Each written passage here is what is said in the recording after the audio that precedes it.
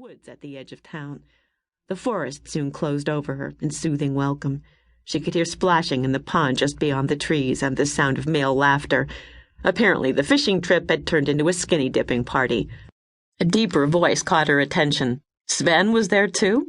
She swerved toward the sound. Sven was more than her cousin. He was her best friend. "Sven?" she called. Through the trees she could see flashes of skin as the few brothers and cousins who had been sunning themselves on the bank made a mad dash for the water to join the rest.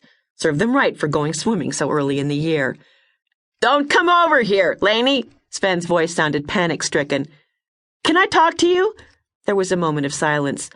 "All right. Give me a minute." Alaina turned her back to give him privacy as he scrambled into his clothes. They had swum together when they were children, as naked as the day they were born. But that ended several years ago when they suddenly became self-conscious around each other. Though there were some things they didn't share anymore, their friendship had continued unabated.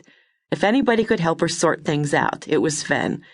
It wasn't long before he appeared, tucking his shirt into his pants. "Is something wrong?" As Alaina gazed up at him, she felt a lump in her throat. Of all her cousins, Sven was the only one who matched Garrick for size and bore more than a passing resemblance to his uncle. For the first time it occurred to her she'd lost more than the man she had always thought was her father. She'd lost Garrick's entire family. Sven was no more her cousin than Jared Brady. Against her will, she felt her eyes fill with tears. "Lainey, what's the matter?" Sven asked with growing concern when he saw the moisture in her eyes. "What's happened?"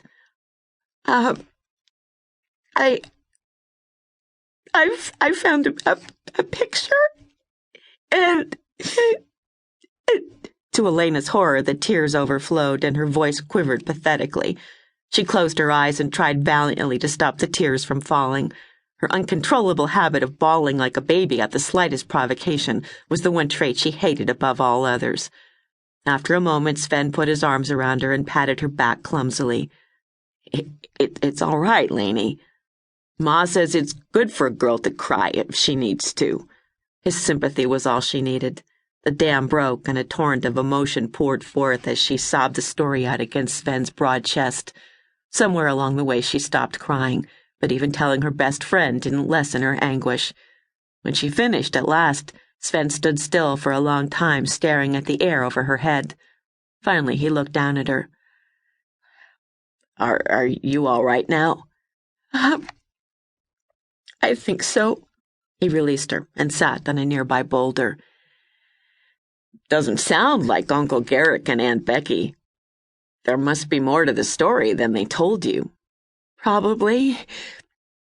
But Mama refuses to talk about it. And Papa... Garrick says it's her story to tell." "Where's the picture?" "Mama tore it up and threw it in the fire." "I would like to have seen it." He glanced up at her with a slight smile. I can't imagine a man who looks like you." "I'll never forgive Mama for throwing it away," Alaina said dramatically. "I hardly got to look at my father."